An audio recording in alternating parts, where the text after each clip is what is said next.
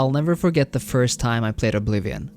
It was after school at around 2 o'clock in the afternoon. A dear friend had managed to get a hold of the PlayStation 3, and he had also been allowed to buy Oblivion, even though we were only 14 and the game had an age rating of 16. The sun hung high in the sky, and I threw my backpack away as I sat down in front of his TV. My first memory of the game is my friend slashing away at photorealistic goblins in the Imperial dungeons. It was a bit scary at first, with that creepy dungeon music playing over and over, but I was fascinated by the ability to use swords and daggers, shields, bows, and even magic, all with the same character. We could sneak to deal more damage, jump around to reach new places, and use lockpicks to open chests with valuable loot in them. If the possibilities seemed endless in that first hour, then the real mind-shattering experience occurred when we left the dungeon and a beautiful, green, blue, and wide open world stretched before us. Cobblestone was replaced with grass, dark pillars with waving trees, and stinking sewer water with glistening H2O. But first, we had to figure out what over-encumbered meant. You see, we wanted to move, but couldn't, and a dangerous mud crab was moving against us, bringing with it a menacing battle tune. After a few minutes, however, we finally managed to relieve ourselves of a few items, and set our sights to the landmark not too far away, the Imperial City. And what a city this was. I'd never seen anything like it. It was a city with several districts, each one as beautiful and elaborate as the last. We got lost in its streets, became fascinated by its people who offered advice. I welcome a friendly face in these dark times. How can I be of assistance? Quests, or just really funny conversations. I have all been murdered. No one even knows who did it. Take care. Take care.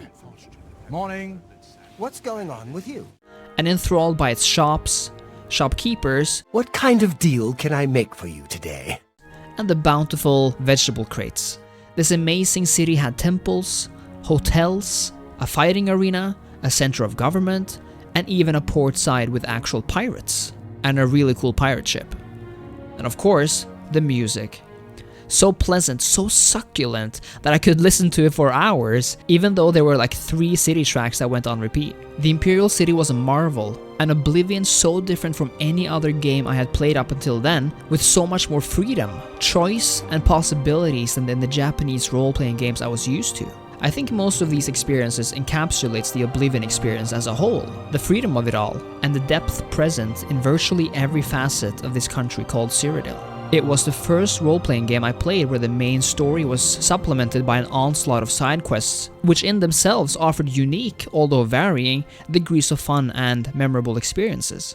We began by finding our way to Wayne and Priory in hopes of finding Joffrey, and we do find Joffrey. I'm Brother Joffrey. What do you want? But Joffrey tells us that we must find Martin, the son of the recently slain emperor, whose voice actor was kind of a famous guy. I won't ask what you went through to obtain this, my friend. I know all too well the depravity of the princes of Oblivion. But Martin was not there. Martin had traveled to the city of Kvatch, a city which had been overtaken by demons called Daedra, which swarmed out of a nefarious gate of Oblivion.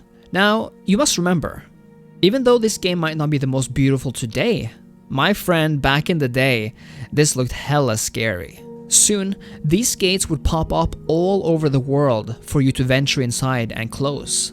And even though the Oblivion gate quests were some of the most boring and repetitive, there was something cool about the concept of such gates opening up everywhere. It made the world feel more dynamic and alive somehow. We ended up saving the people of Kvatch and made our way to Cloud Ruler Temple, the fortress of an ancient order known as the Blades. Here, we picked up, for free no less, one of the most awesome armor and weapon sets in the whole game. The Blade set. The sheer sense of reward and accomplishment was intense. We kind of forgot about the main story after that, but that's because we got freaked out one night after waking up in our bed to an ominous message and a creepy hooded man in black robes talking to us. You sleep rather soundly for a murderer. I didn't know it then, but this creep of a man, Lucien Lachance, acted as a catalyst for the best questline in the whole game, the Dark Brotherhood. Before Oblivion, I never knew I harbored a deep desire to be part of a murderous, psychopathic club of bloodthirsty misfits, but I did. I do, and each and every one of the members of this club were charming as hell. The vampire Vicente Valieri, Please do not let my appearance unnerve you. The needs and tenets of the Dark Brotherhood come before my own needs as a vampire. Ochiva, Greetings, brother. Greetings. I am Oshiva, mistress of this sanctuary. Maria Antoinetta, Welcome, brother. So good to finally meet you.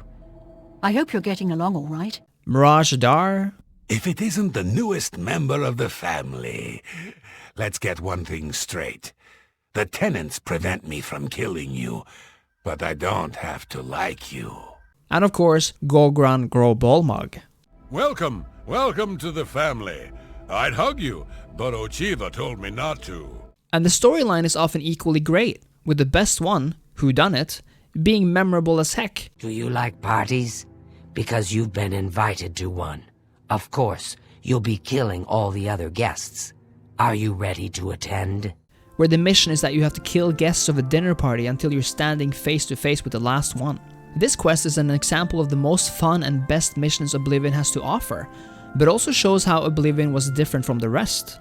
Missions were not just simple fetch quests, even though many were, but they often involved talking, sneaking, and fighting, and often required thinking to go about the mission in the best possible way. The Dark Brotherhood was also just one of many communities one could join.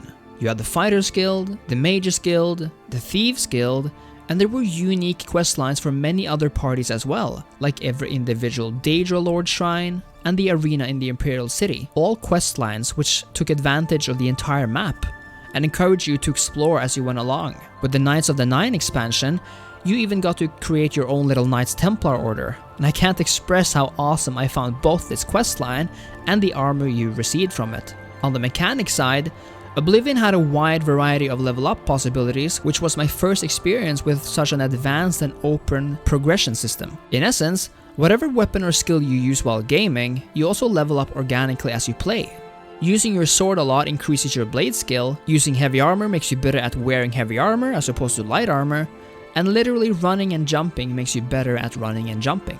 You could also choose certain major skills which would in a more profound way define your character, meaning that these skills will level up quicker than all the others. In this way, you can personalize your character and more easily differentiate it from others you create, while at the same time having the freedom to play around and level up whatever skills you wish. And even though you increase your skills organically, you only really level up whenever you sleep in a bed, allowing you to increase your base corresponding attributes at every level stage. Even to this day, I absolutely dread the dungeons and caves of Oblivion. They're so dark and old and dusty, filled with zombies or skeletons or literal ghosts, and the music still gives me shivers. And it didn't really help that they all look the same either. But what I truly loved about Oblivion, what I love about it, what keeps me coming back even 15 years later, is its beautiful open world, always blanketed in a soundtrack which enthralled me back in the early 2000s and which still amazes me to this day. The towering mountain ranges are as gorgeous during the day as they are during the night, and the skybox is still incredibly wonderful to look up at,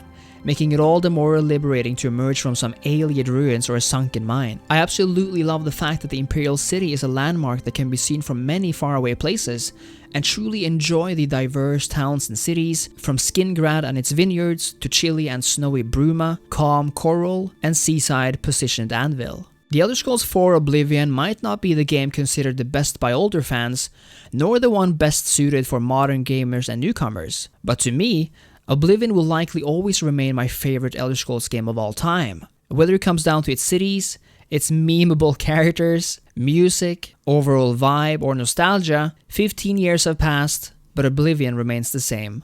Oh I totally forgot about the Horse Armor DLC. But which Elder Scrolls is your favorite? And will Bethesda ever finish the Elder Scrolls 6? If you enjoyed the video, please leave a like, a comment, and subscribe to the channel. Thank you so much for watching, friends, and I'll see you next time. Cheers.